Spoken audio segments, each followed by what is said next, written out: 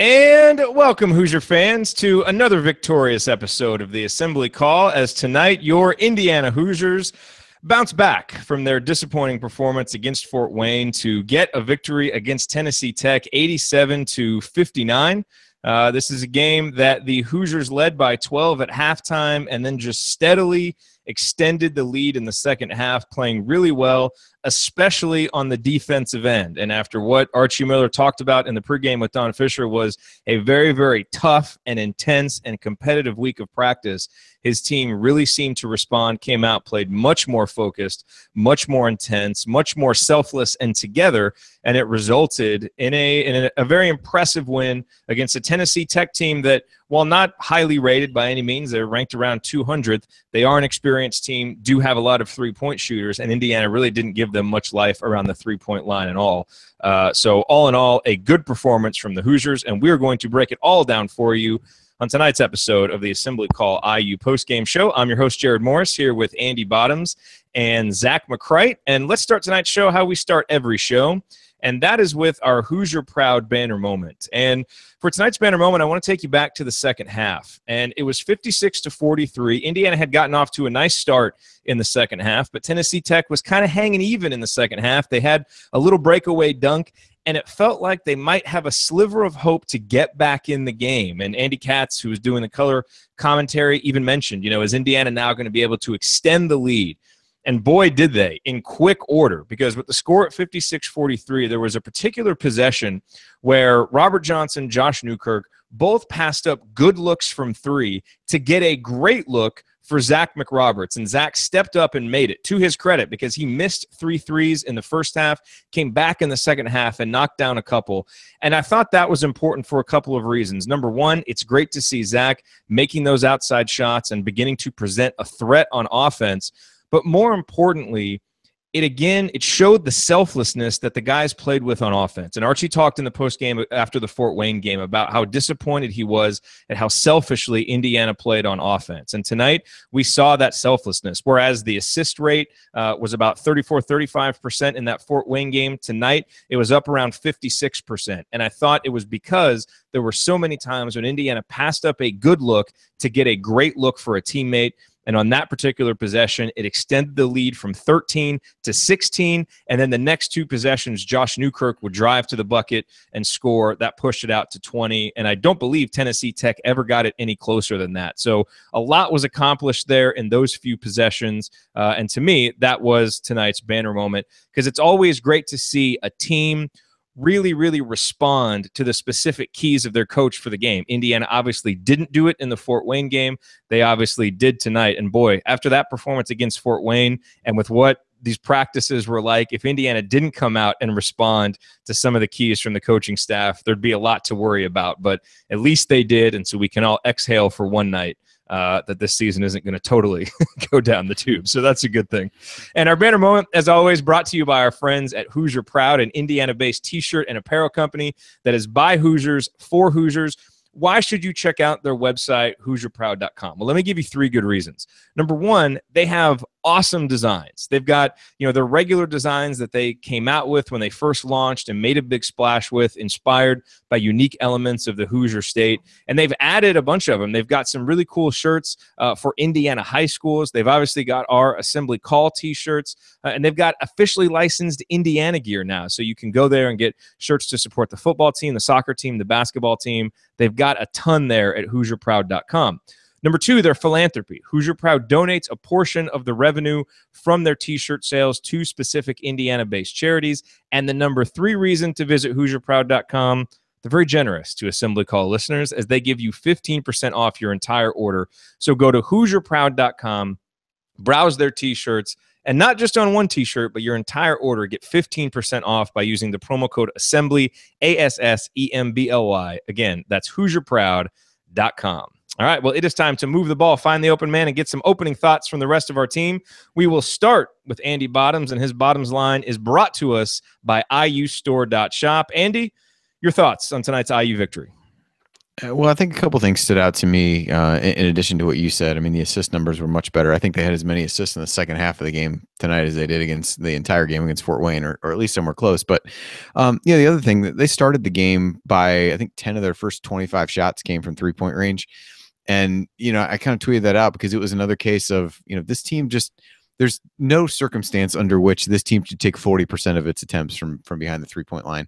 And so really the remainder of the first half and the early part of the second half when, kind of before, Clifton Moore and some other guys came in, shooting threes there toward the end, they really made a concerted effort to stick with it. They were successful finishing inside because Tennessee Tech doesn't have a ton of height, but they also got to the free throw line a ton. I think 17 times, I want to say, in the second half. And so that aggressiveness, they actually maintained that for one of the longer stretches where they didn't allow themselves to get taken out of what they wanted to do offensively. And I thought that was really important. Then obviously the defensive intensity, 10 blocks, 10 steals in total for the game. There was just a different level of again, sustained energy. It wasn't that there weren't dips in that. There was kind of a lull, kind of mid to late in the first half where they then pushed the lead back by halftime. But there was a little bit of that lull. But I really thought they, tried to take the Serbian sugar fella, tried to take him out of the game. And I thought Robert Johnson did a good job of that. And you could see there was a possession early on where he was actively fighting the instinct to go and kind of help inside and caught himself midway through and ran back out to the shooter. So you're starting to see it in bits and pieces. But I thought just overall the intensity, the defense tonight was sustained. And obviously we can talk about the opponent and all those kinds of things, but I think they really did do a good job of keeping that energy up. And obviously, like everyone else, would be curious to know the number of deflections in the game tonight, but perhaps we'll never know for sure how many there were. All right. And now let's get Zach McCrite's opening thoughts. Zach, it's awesome to have you back with us. Good to be back. I've got the over-under set at 2.5 for Serbian sugar references during the show tonight. Looks well, that's like already 2. Looks like we're off to a really good start. I know before we went on the air, I was talking back and forth a little bit with Jerod, and I'm not going to be Debbie Downer by any stretch. This is what we want to see, right? But I find myself, and I told my friends, we have a little text chain, me and like 9 other buddies that are all big IU fans, and it was just like, what kind of result tonight will we be like elated about? And to have won by 28 and not be like super related, I guess there probably wasn't one. But this is as close as you're going to get. I think only relieved was on the table. I don't think elated is on the table tonight. I mean, seriously, what other, like, is there any, you're playing a team that is, by all accounts, at least 20 points worse than IU on most nights, and you're coming off a home loss where you lost by 20 to another in-state team. So I don't really know what else you could do. But that all being said,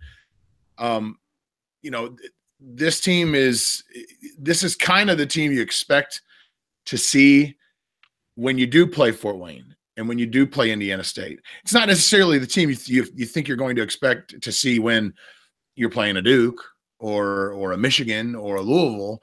But, these non-conference games, these bye games, as they like to call them, you expect to see these sorts of performances.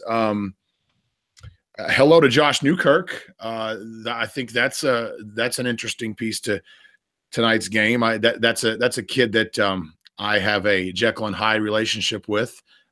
He doesn't know this, but I do, and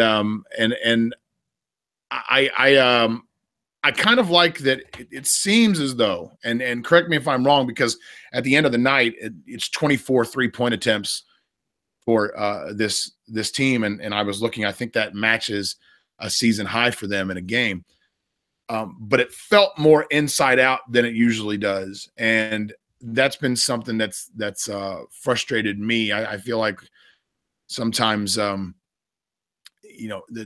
Juwan Howard, and Juwan Howard's 37-point performance. Juwan Morgan. Juwan He's a Morgan. junior now. We have to stop calling him Juwan Howard. Howard, yes. He's it appears he's 5 years removed from even being an NBA coach anymore. No, Juwan Morgan, look, his 37-point performance aside, where they were going inside to him a lot.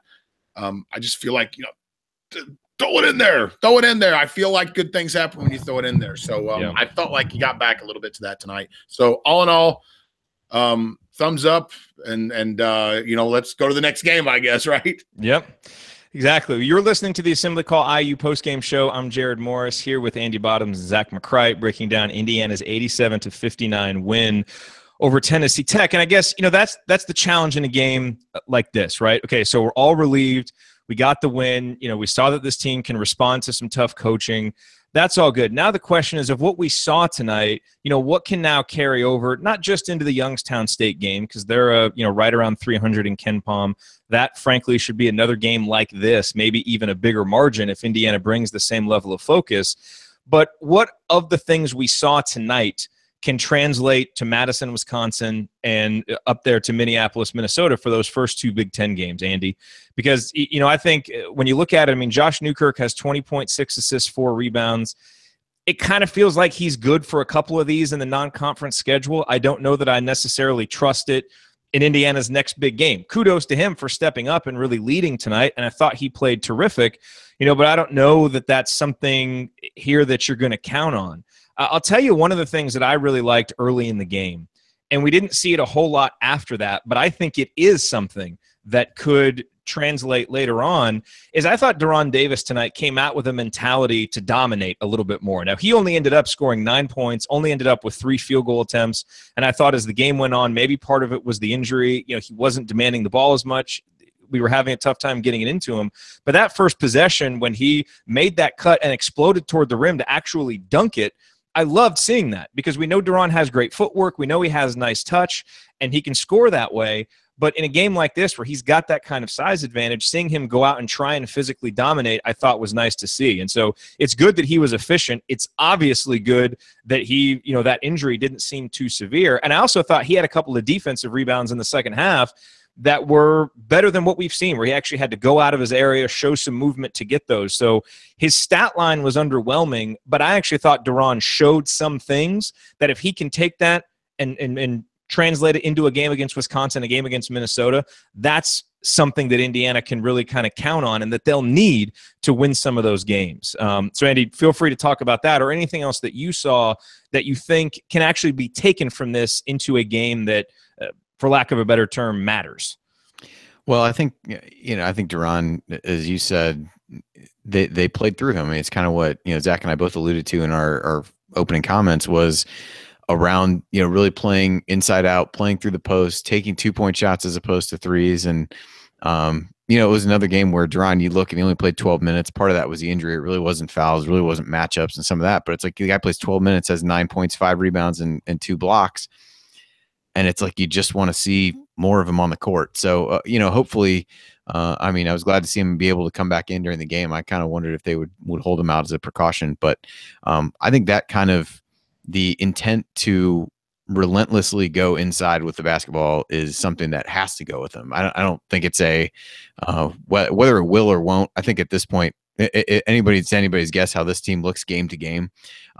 But what should happen is what happened during that fairly lengthy stretch, kind of late first half, early second, where they really just pounded the ball inside, either through the post or attacked the basket off the dribble. We're far enough into the season. We've seen a big enough sample size. This is not a good shooting team. That's not breaking news to anybody. And so that's the part of this that really has to sustain itself and probably even get a little bit more balanced, or I guess not balanced, a little bit more, slanted toward those, 2-point shots. But I think being able to play through him is a big one. And I think just the overall intensity level on defense. Guys are going to make mistakes. Shooters are going to get open. The 1-3 they made in the first half, the guy's, 28 feet from the basket with somebody in his face.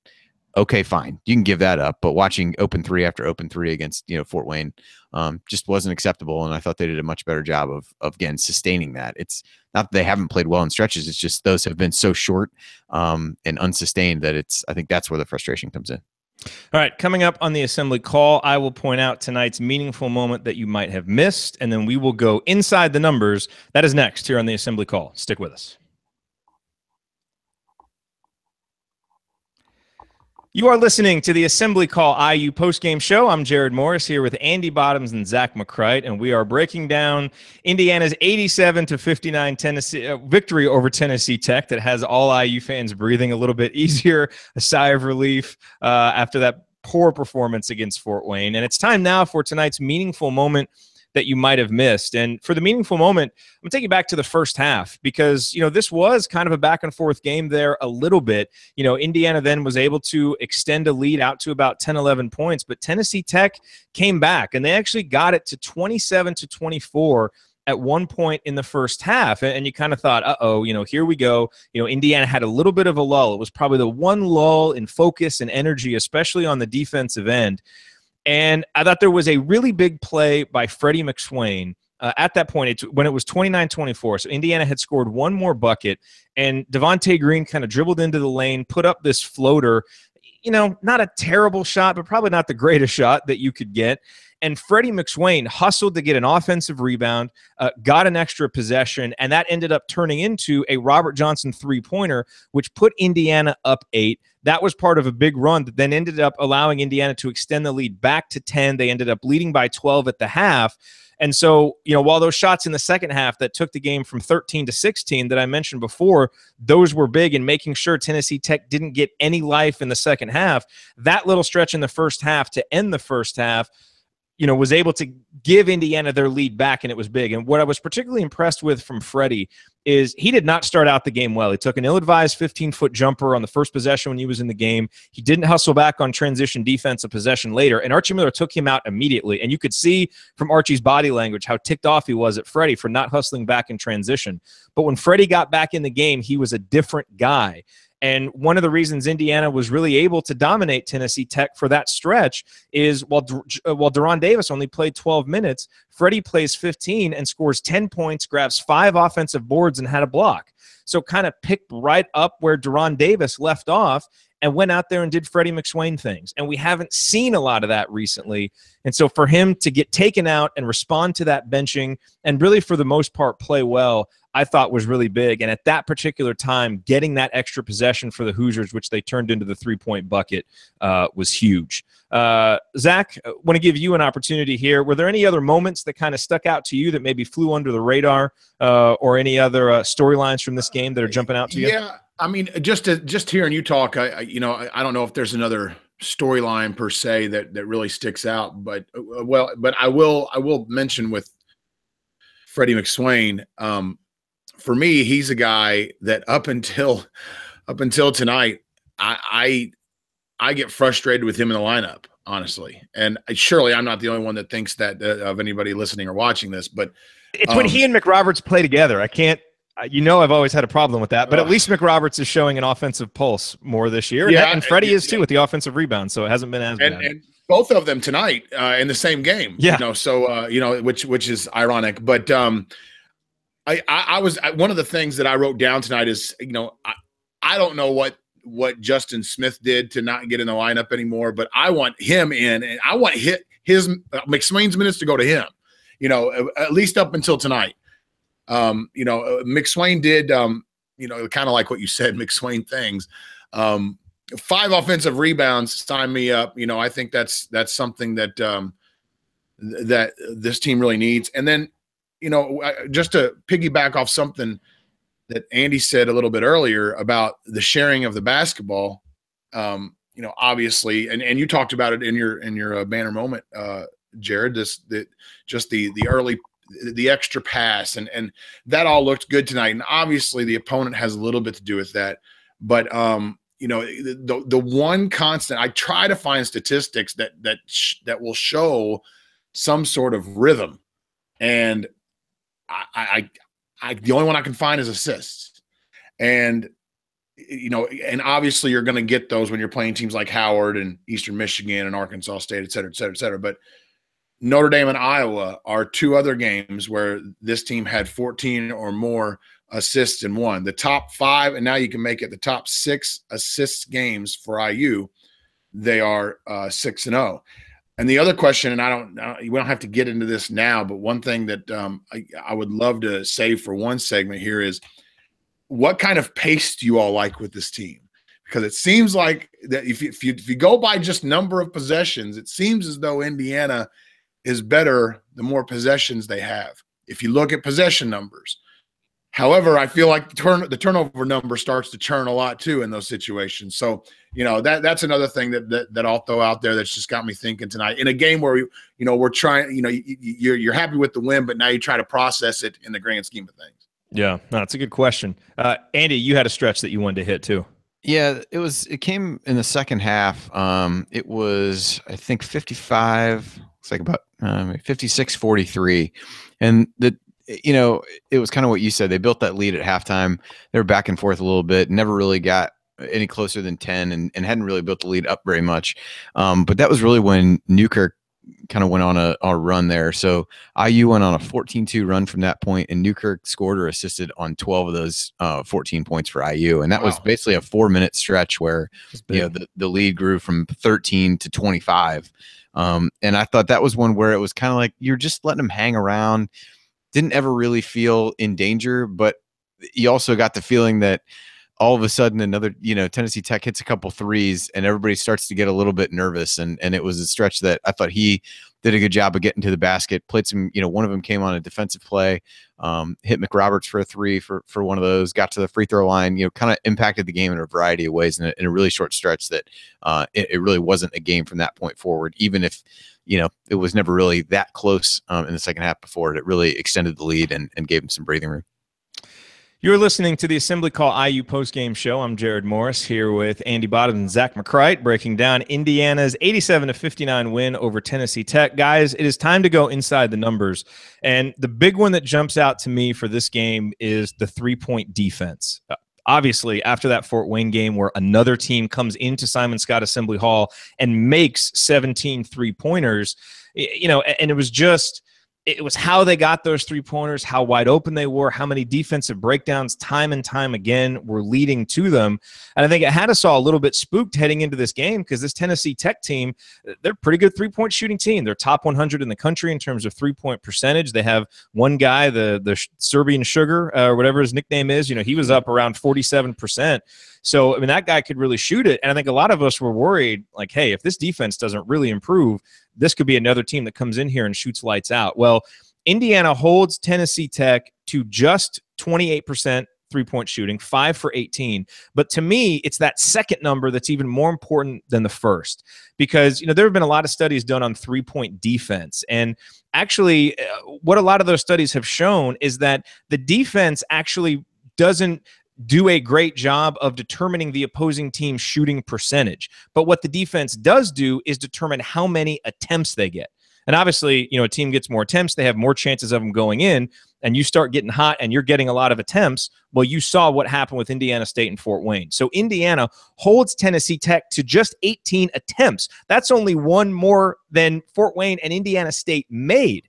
And Tennessee Tech came into this game taking 33% of their field goal attempts from three-point range. In this game, they only got 28%. And Andy, you mentioned, Robert Johnson's, obvious focus on staying with shooters and not, over helping inside. And I just thought, this was another place to me where Indiana was really in tune with their coach, because the other thing Archie said to Don Fisher before the game is that our guards have to do a better job of defending. And I thought Indiana's guards did a much better job on the ball, just providing pressure, not letting, guys get into the lane, break them down, which then forces help. And now you've got a chance to get those open kick out threes and also recovering out to shooters. So really big tip of the cap to Indiana's three-point defense tonight, not just because Tennessee Tech shot a poor percentage, but it's because Indiana limited their attempts in the first place. And when you look at three-point defense, that's actually more important, the attempts, than whatever percentage the opposing team shoots. So that, to me, is the biggest number that jumps out. Andy, what jumped out to you from the stats? Well, I mean, the other big one that everybody talked about after the Fort Wayne game was turnovers and points off of turnovers. So tonight, just 10 turnovers, had 5 in each half, and that only led to 4 Tennessee Tech points. So that's, I mean, a pretty direct correlation there. So Yeah, and how many of those were live ball? I mean, I don't even remember many of those. Looks like 8 of them because there was 8 steals on here. Wow. I actually was surprised that there was that many, but yeah.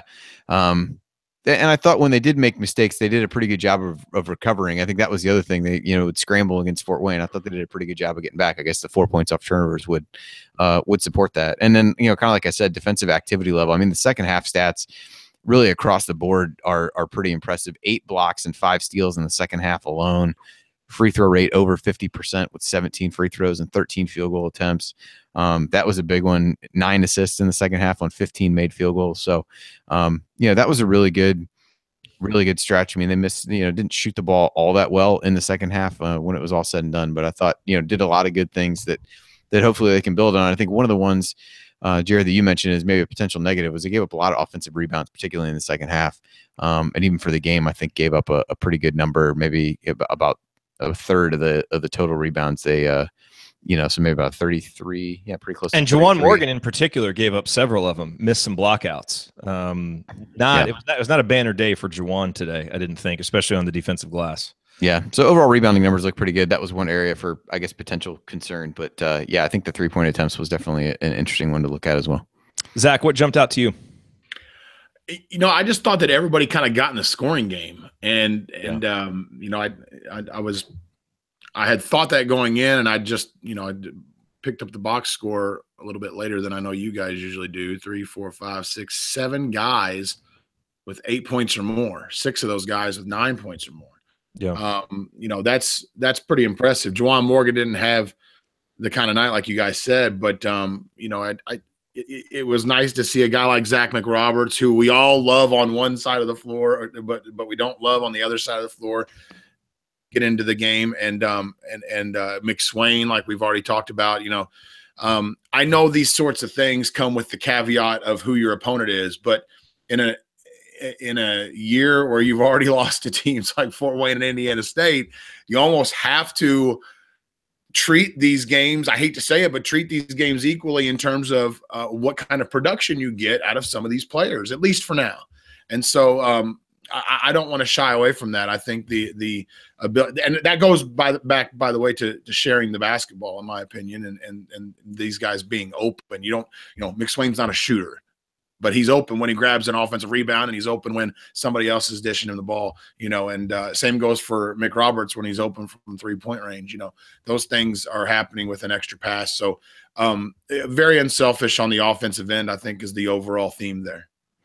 Yeah, and McRoberts did a nice job of stuff in the stat sheet tonight. 8 points. He had 3 assists. He had 6 boards. Made both of his 3-point attempts in the second half. I know a lot of people. I got several tweets about he needs to stop shooting when he missed those 3. Frankly, I didn't agree with that. I think Zach needs to keep shooting, assuming that he's going to make some eventually, because he's playing too many minutes to not be a threat. And so I think it was huge that he came out and knocked those in. And I think the other thing that he really added to his game tonight is some really smart basket cuts. We saw the one he had that give and go with Juwan in the first half that was great to see. He had another one where he made a basket cut, had a good look for a layup, passed it up for a great look on a Duran dunk. Again, that theme. So that was really nice to see from Zach. Really, and we know the defense is going to come, Zach, like you said. So to see him not just make shots, but really be a threat in multiple ways, as his confidence grows, that's really going to make him more valuable out there on the court, which is awesome to see. All right, coming up on the Assembly Call, we will continue our breakdown of Indiana's win over Tennessee Tech. I just saw a great quote from Archie Miller's press conference come in, so we're going to talk about that. That is next here on the Assembly Call. Stick with us.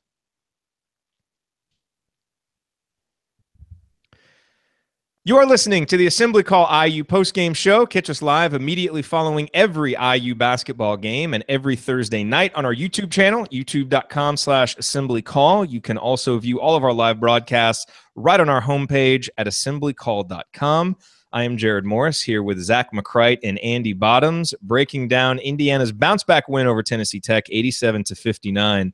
And they bounced back in large part, as we have talked about, because they just came out and played harder and played more focused and played more together and played more selflessly. And these were all adjectives in the opposite that Archie Miller was using after that Fort Wayne game. And so, we knew, we expected it. In fact, the reason why, why Ryan is off tonight is he was doing his victory lap after predicting that Indiana would have a letdown performance against Fort Wayne. He got lost on his victory lap. And then, of course, he talked about how hard of a week this would be practice, and I think we could all see that coming. But Archie's quote from his post-game press conference is, I guess Alex Bozich, or I don't know who asked the question, Alex Bozich tweeted it, "I'm going to have to be a raving lunatic every day," is what Archie said. And that's what I was thinking, watching how these guys played at the beginning of the game and hearing how hard practices were and how intense the shoot-around was and just, how intense everything was is, if you're the players on this team now, basically what you've shown your coach is you respond to him being a hard ass on you. And so, obviously those are buttons that you can't push all the time. You can do it maybe a couple times a year, I think, before, guys might tune that out.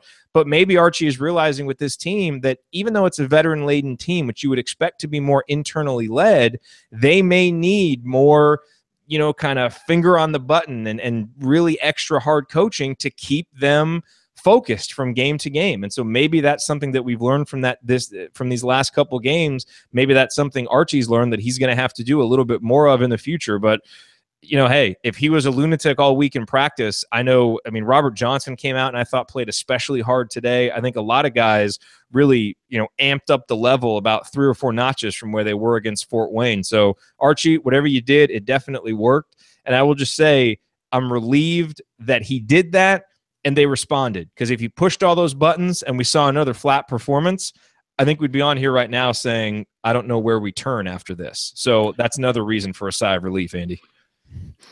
It's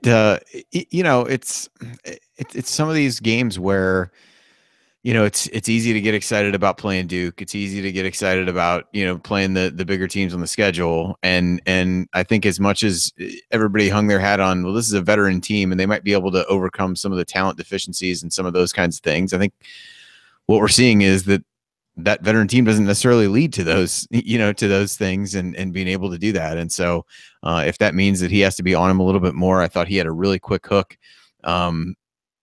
with a number of guys, after either bad shots or defensive breakdowns. And I think it's just going to have to continue to be that way. And maybe after a little bit more, you kind of ease back a little bit and see if they've got it figured out on their own. But I think for now, he's got to be riding them pretty hard throughout. And I honestly, I could see him through some of the shots. I just don't know if he and Devontae Green are going to be able to coexist together. Oh my gosh. Some of the shots, I feel like there's just exactly what you're saying. Shooting out of his, he took that 1-3 in the first half and you could just see flames like shooting out of his head. And I was like, oh, this is going to end poorly for Devontae. But Archie's fun to watch on the sideline. Yeah, he is.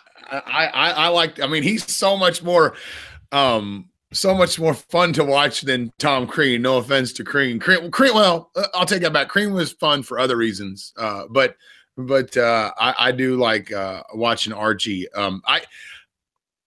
There's 2 ways to skin that as far as I'm concerned, Jerod, because I'm speaking of Archie's quote about how he's going to have to be a raving lunatic. And that's one way to look at it is, and I'll start with the negative first, is that this was a back and forth game out of the gate. So out of the gate, how much responding did they really do? Nah, but they look different. It was for a little bit, but then they extended the lead. The one lull I thought was from about the 8-minute mark to the 4-minute mark in the first half. But I think they came out of the gate playing really hard. Yeah, perhaps. Maybe some shots fell for Tennessee Tech. I thought offensively they looked good. Defensively, I was starting to bite my fingernails a little bit early on. But I'll give you that. And the other way to look at it is if you need that sort of, kick in the rear end, it is nice for a coach to pull that out of his bag of tricks seemingly last. Okay, because there would have been a lot of other times before tonight to try to pull that trick out of your bag. And, you know, I mean, he waited a long time. You know, he could have done it after the first game, you know, and didn't. And so that tells me he's given his team their own chances to figure this out from a motivational standpoint. And maybe they didn't work, you know, especially when, you know, maybe you're not playing like Andy said, a Duke or whoever, or Michigan, what have you. Even though I guess Michigan's not a great example, but you know, you wait that long and then boom, you know, all right, now my turn. All right. And let's see what happens. And it sounds like it's not what interests me about that quote is that sounds like coming from Archie, like that's not really his style, even though in the middle of a game, it kind of looks like it is his style to be kind of like that. So that to me is kind of odd too. But I guess with every game, we're learning as much about Archie as Archie is learning about his team. Well, we've had some success with a raving lunatic on the sidelines before, so do what you got to do, Archie. Yeah. Within reason. Yeah.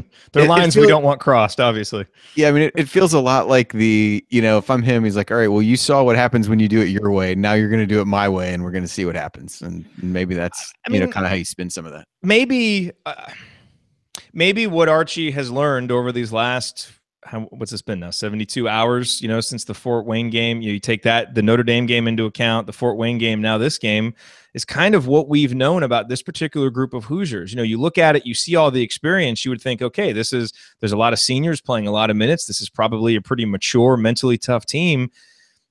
These guys aren't that. I think they've got some talent. They've got some ability. They can get up for certain games, but this is not a group of players. And we saw it going back to last year. And for guys like Robert Johnson, you know, we've kind of seen it over his career. He's not a consistent player mentally. He's just not. And so I think maybe Archie is kind of figuring out now with this group of players that left to their own devices, they're probably not going to bring that consistent effort game to game that you might expect from a team with this much experience on paper. And, you know, we know it from watching them and kind of breaking down game after game after game and seeing the ups and downs and the Jekyll and Hyde nature of it. And so, you know, I don't think Archie can be a raving lunatic game after game, but, you know, all coaches want their teams to be internally led. And obviously you would hope that it would be that way with seniors, but I just don't think it's going to be that way with this group. So Archie may have to lead more than he wants to in terms of just, you know, energy and vocally and all of that stuff to get these guys to try and bring it on a consistent basis. It just, I mean, Andy, isn't that just kind of what we know about this group of players at this point? Yeah, I mean, I think there's a lot of things that fall into the category of things we don't know, but I think what you just described is one that, the things we do know are what you said, and outside shooting is not going to be a strength. And I think, I think part of that goes back to, I thought Zach brought up a good point, so we'll kind of circle back to that maybe, but the whole tempo thing. I mean, yeah, one of the big factors in the Fort Wayne game was they allowed themselves to get sped up and play in a way that they really couldn't be successful. Maybe a way that they've seen some success in past years, but not a way that this team can be successful. And they allowed themselves to get lured into that game. And I think that speaks a little bit to the mental side of things and the, you know, the comments Archie made even after the Indiana State game. And if anything, we've learned this team sometimes kind of lacks the ability to control its own impulses, to do certain things and to play a certain way. And I thought tonight there were times when they started to get a little bit up and down, but they did rein it in a little bit. And while they might be a little, the ceiling, I guess, could get a little bit higher if they play more, higher possession games. I think a game like tonight where I think it was 72 and their average on the season is about 68. I think that's the range, that 70 possession range is where they have to play, because when they get up and down, they lose people in transition, they give up wide open shots, and it exaggerates the things that they do poorly.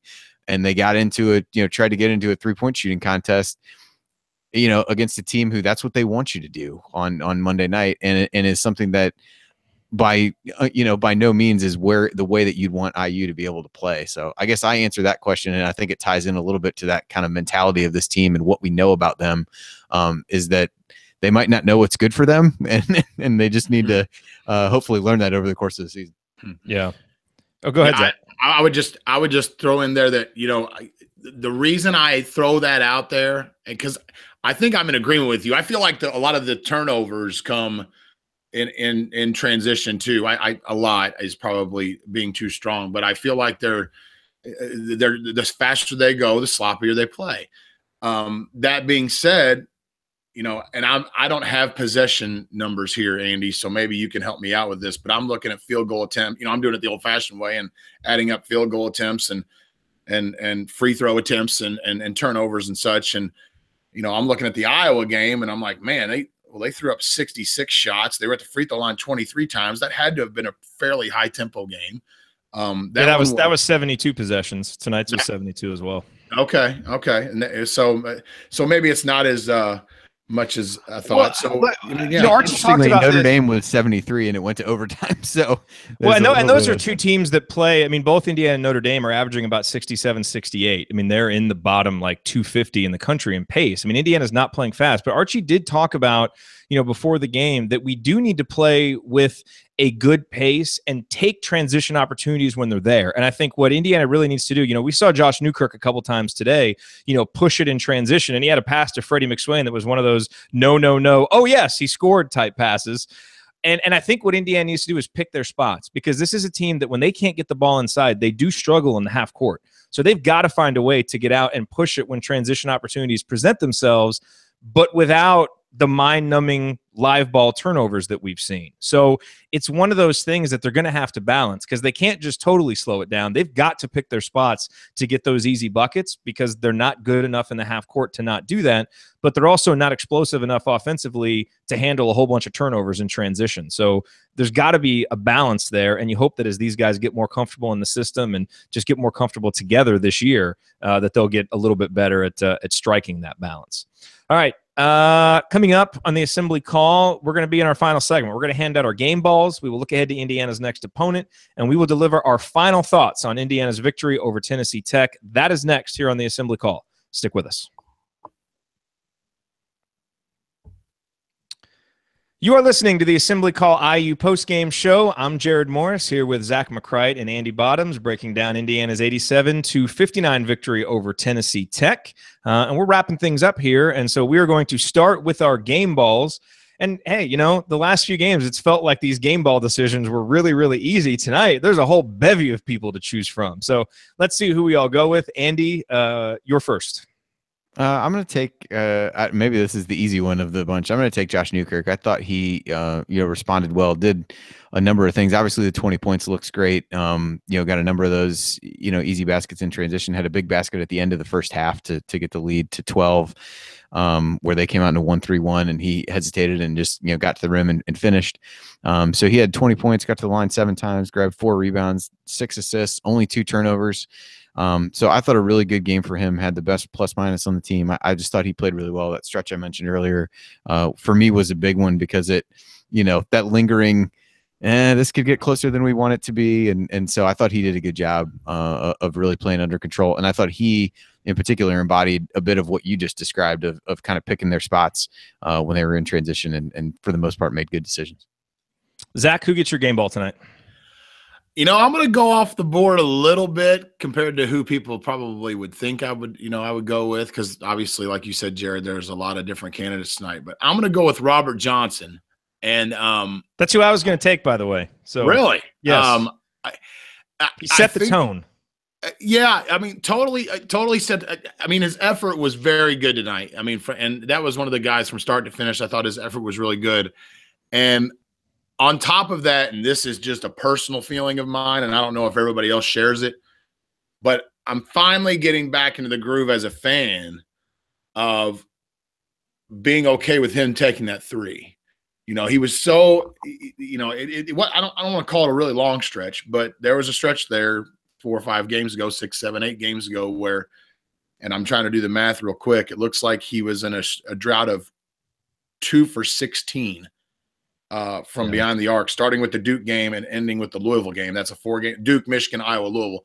I mean, obviously not the easiest stretch alive, but since then, Notre Dame, Fort Wayne, Tennessee Tech, he's 9 of 24 now. So he went 5 of 10, 2 of 7, 2 of 5. Not earth shattering, 38%, but in his last 3 games, but starting to get that groove back. And so his effort combined with his shooting seeming to get back into some sort of Robert Johnson-esque form has me has me feeling much better vibes about him here in recent games. So I'll give him mine. For my game ball, I'm going with the raving lunatic, Archie Miller. I think this is a game that had the imprints of the coach all over it. And I think it's really important after that Fort Wayne game that Archie did whatever was necessary to make it clear that that kind of performance isn't going to be tolerated and that it's not up to the standard. And you would have hoped they wouldn't need that lesson a second time after it happened against Indiana State, but that game happened. Apparently, Archie called it, the worst loss of his career, the most disappointing, most perplexing one. And he had an answer. And I think that of all the things that you can take from this game and maybe from this season so far that has been encouraging, I think his ability to get the team to come back, and not just that they, won by 20-some points against Tennessee Tech, which was expected, but it's the way they played and how everything that he keyed in on, they went out and did it.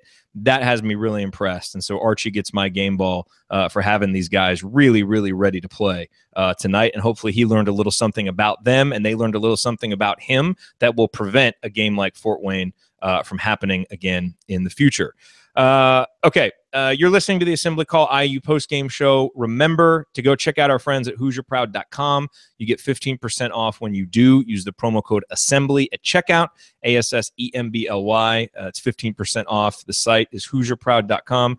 Andy, let's get a quick preview of Youngstown State, Indiana's next opponent. What challenges will they present? I believe that game is on December 29th. Is that correct? Yep. Yeah, week from Friday. Well, Youngstown State is in the ranked 341st in defensive efficiency, so maybe another good game to get the offense right. And for as many struggles as IU has had shooting the ball, Youngstown State shoots it worse from three and much worse from the free throw line. They're the third worst free throw shooting team in the country at 57.5%. So I'm not sure they will present much of any unique challenge other than just how they play after a layoff. And again, not really overlooking anybody, but they all the numbers look to be pretty poor. Well, and I saw someone tweet, that they were struggling to kind of get up for this Tennessee Tech game, which I kind of get after that Fort Wayne performance. But this is kind of the last. It's if you want to call it an easy game of the year, because then it's the Big Ten season, and so this is kind of the last game that maybe should be one that we should be able to breathe a little bit easy in the second half. After this, they're all probably going to be nail biters if Indiana's going to be in them. So try to try. God willing. I hope they're nail biters. Yeah, try to enjoy this game if you can. A nice relaxing game to end the year. Youngstown State also dead last in 2-point defense. So well, that bodes well. Yeah, get the ball inside. There's a version of this show at Youngstown State, I'm sure, and they're going, look at Indiana's 3-point defense. Oh, they're like 10th to last. I mean, that's unbelievable. So I'm sure they're laughing at us just as much as we're laughing at them. But I'm assuming IU will get the last laugh. For sure. If there are any Youngstown State basketball fans insane enough to do a post-game show like this one, hats off to those guys. No doubt. Hats off to them. Okay, let's go to last call, fellas. We've all got about 60 seconds. Zach, we'll go to you first. A get right game goes their way, so I'm cool with that. I don't expect anything to change in the Youngstown State game. Obviously, it's got to be something where this team kind of you would like to see this team kind of self-motivate themselves. I don't know if we'll ever get an answer to that. But, on top of that, I think it's just if that sort of effort, there was a definite effort difference between this game and Fort Wayne. And there's not going to be times where that'll show up, especially in the Big Ten slate, that's going to show up in the win column. But if you compete like that, I think we're at the point now as IU fans, and I don't want to speak for everybody, but at least for me, where if you're competing every game, I think I can probably live with the result. I think I can. Ask me after a heartbreaking loss, but I think I can, given the makeup of this team this year. So that's a big win for them. And let's mark Serbian Sugar. We hit the over, by the way. Let's find a better nickname for somebody that IU plays this year. Let's see if there's one out there. I think I'm all in my Texas Hold'em game with Serbian Sugar. I'm going to start calling Alex that on Inside the Hall from now on. I'm just going to refer to him as Serbian Sugar. until he fires me as his podcast host. Andy, last call. Ryan and I have some colorful nicknames for Ethan Happ, but I'm not sure if that counts. I think it's this is the Zach McRoberts era is clearly upon us. He's got 17 points in his last 2 games after having 9 in the first however many games of the season. He took 5 3-pointers tonight after taking 4 on the season coming into it. And all kidding aside, he continues to play really well and earn the minutes that he's got. And I don't know. I just think it's a cool story and see him really continue to build on that. And, Andy Katz, who I thought did a good job on the game tonight, just talked about, he kind of just makes things happen out there. And is a guy who's really been key to IU in games when they've played well. And I think his emergence is an interesting piece of the season so far and one that's exciting. Yep. No doubt about it. Just a big relief that Indiana was able to get this win and able to do it in the way they were. And now onward we go to Youngstown State. Hopefully have one more good performance before we get right back in the thick of Big Ten play. All right, that'll do it for us on this edition of the Assembly Call IU postgame show. Remember that our live broadcasts immediately following every IU game are always available on our homepage at assemblycall.com and our YouTube channel, youtube.com/assemblycall. And you can always catch up on demand anytime with our podcast. Just search for Assembly Call wherever you listen to podcasts. And don't forget to go to assemblycall.com/join to join our free email newsletter. Thank you for listening. We will talk to you again after IU Youngstown State and, of course, for Assembly Call Radio next week. Until then, keep your elbows in and your eyes on the rim, and go Hoosiers.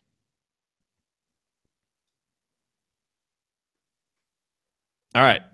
And that concludes the radio show portion. So hello to everybody on YouTube. We've got a little bit of extra time here. We had to, this is doubling for the radio show, so we had to be a little bit tighter tonight and fit everything into to 50 seconds. But we've got some minutes. Extra, or 50 minutes. Well, yeah, 50 seconds would have been that would have been tough. That would have been a heck of a show. But we've got a little bit of extra time. One thing I did want to talk with you guys about, and we really didn't fit it in there into the show, but Justin Smith and Clifton Moore, because it was nice to see them. I thought Justin Smith, it was really nice to see him, knock down that jump shot, have that possession where he got a couple of blocks. You have to think that'll be a big confidence-building performance for him.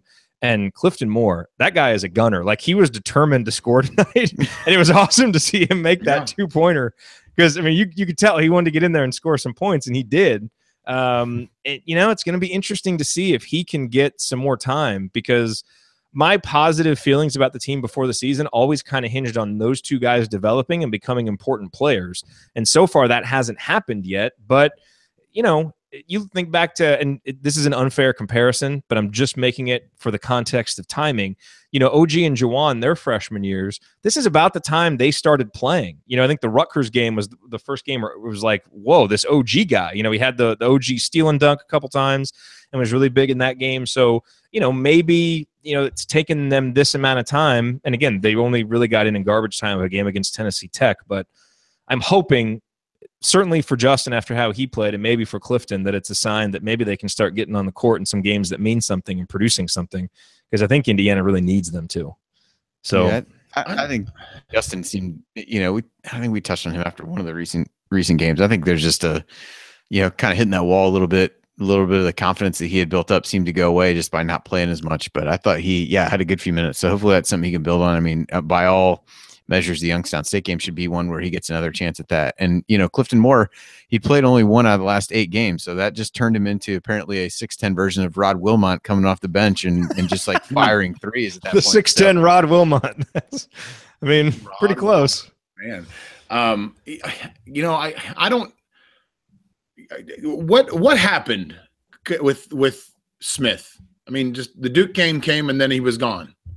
Colin Hartman came back, number one, and so he started getting some of the minutes. Knew that was going to be some of the minutes for sure. I think the other thing is Justin has struggled finishing around the rim. He's gotten opportunities, he's been in the right place, but he struggled, I think, with the physical elements of the game. And that's just from reports I've heard just from people close to the bench talking about things Archie says during the game that he gets frustrated at. I think he gets frustrated at sometimes when Justin has had looks at the basket, hasn't gone up strong. And certainly you have to think it's just part of its practice. One thing I feel like we do know about this coaching staff is they're going to reward guys who practice well. And so with Hartman back and Zach McRoberts making a reemergence, that really took a lot of the minutes Justin would have, and he hadn't done anything certainly productivity wise in the the few games before he really started losing minutes to ward those guys off. So I think it's been all those things. Not that he can't overcome them, but I think that's how we got here. I think a little bit of it. Go ahead, Zach. Go ahead, Andy. I think one of the things with him as well is, based on the way this roster is constructed, his best path to minutes is to take minutes from McSwain in theory, by really playing more inside. I agree. But I also think that's not necessarily an aspect of his game that he's been asked to do a whole lot in the past, and maybe something that he's not comfortable with. Some of that's speculative, but to me, him getting minutes at the 3 or the kinds of things that Hartman is doing, probably I could kind of see where you're not going to beat out Hartman for that, but it's not a stretch to me to say the minutes that a McSwain got tonight could or should at some point go to Justin Smith. And I think that's where I lie too. I was all for when Hartman comes back, Justin Smith getting less minutes. I guess I just didn't see, and Jerod's point's fair too.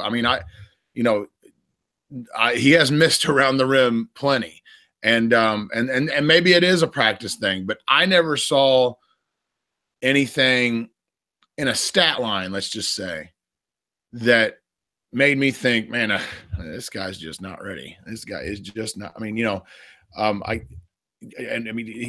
not like he's still. It's not like even when I guess there was 2 games. I'm looking at his log now. There was 2 games where he logged 12 shots against Howard in the second game of the year and 11 shots against Seton Hall in the third game of the year.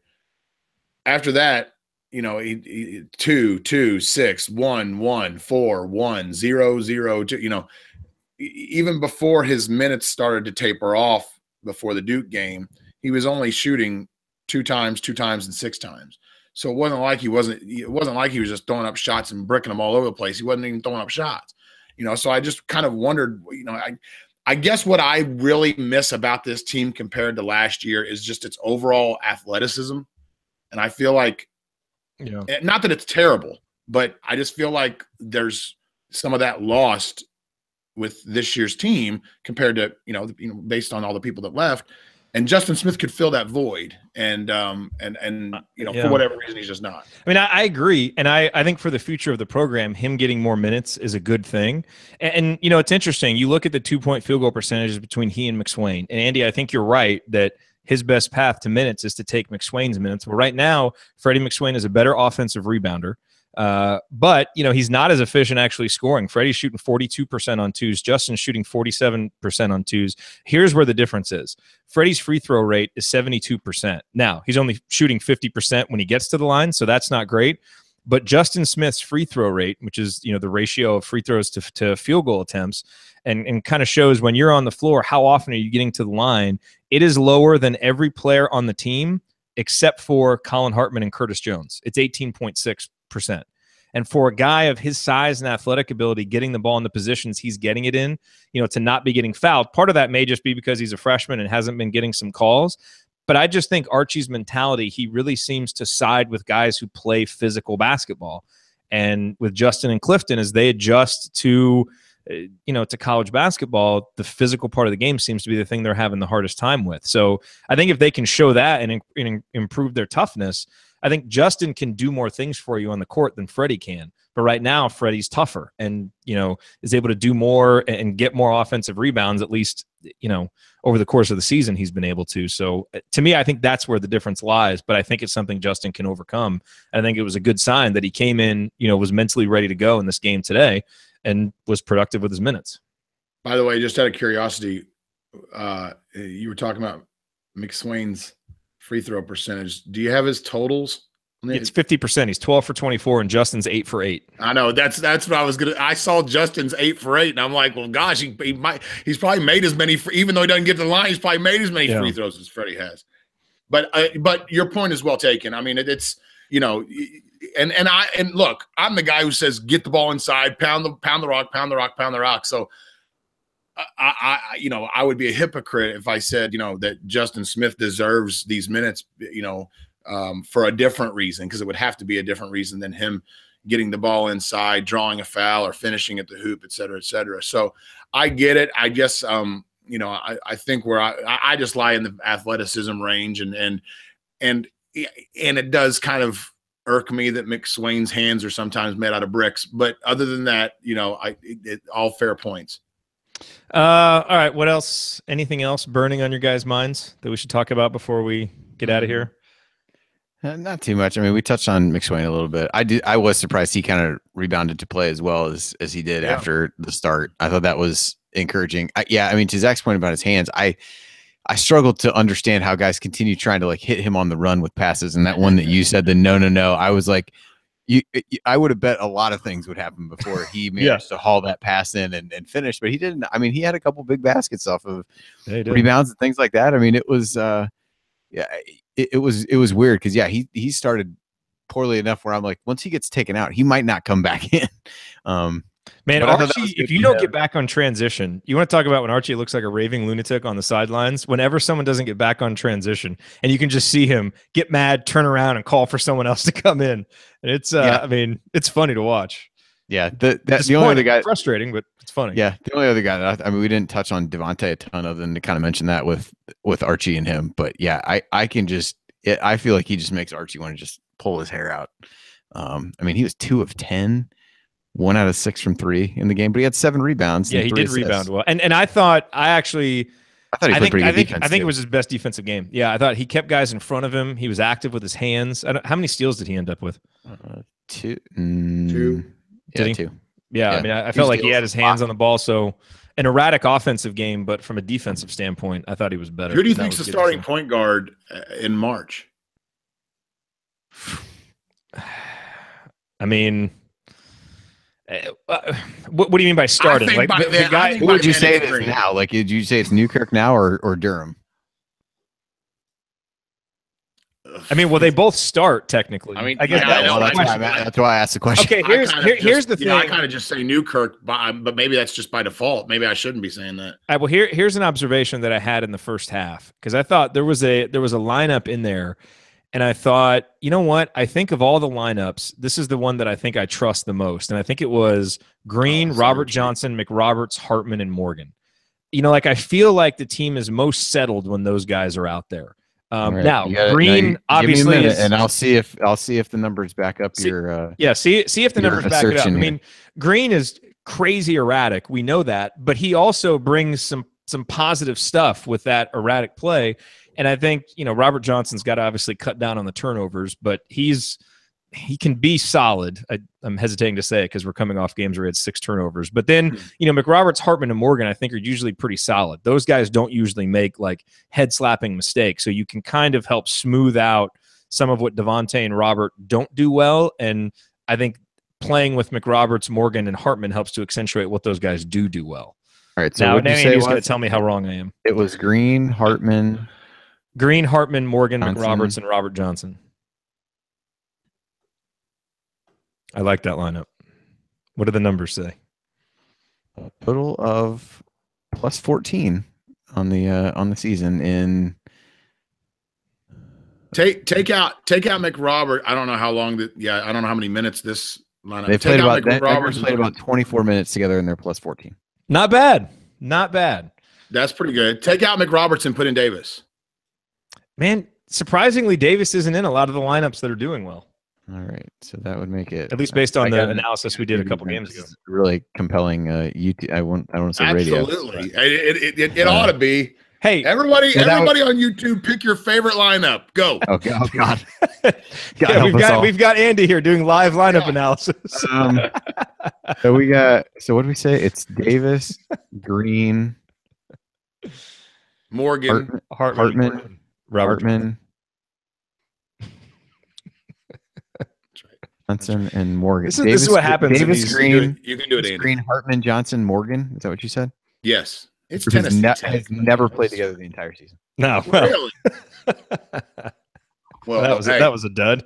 So your theory, memo to Archie, could be incorrect. We don't know. That's memo right. To Archie. That's the secret lineup that should be playing together. Yeah, you're welcome, America. I mean, look, in his back pocket.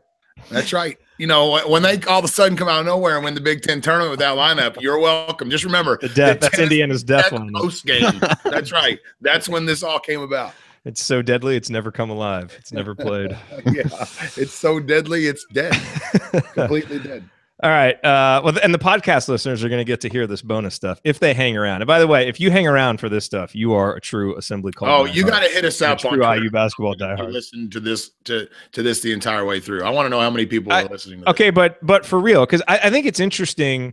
I do think that kind of just gut visceral level when you're watching a lineup out there, like when I see McRoberts, McSwain play together, I just and Archie actually uses that lineup more than Crean did.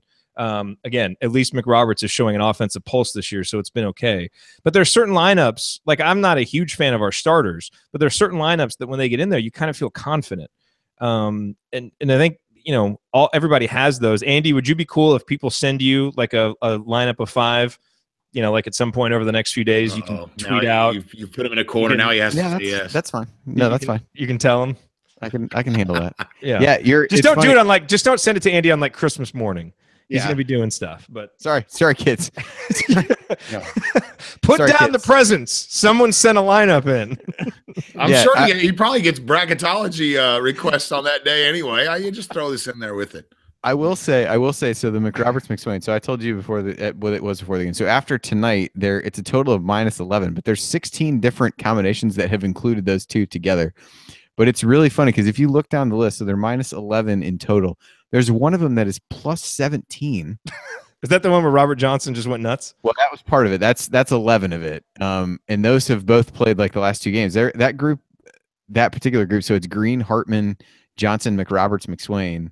They played 2 times together tonight and were +6 in total. But the other +11. But that was when Robert Johnson went on like a personal 8 or 9-0 run the other day. So I struggle to really you were just you or I could have been out there just to as an innocent bystander while that was going on, and it would have been there. But yeah, so surely you've all already coined that the McDouble. Surely, we used to call it the McLineup. McLineup. Yeah.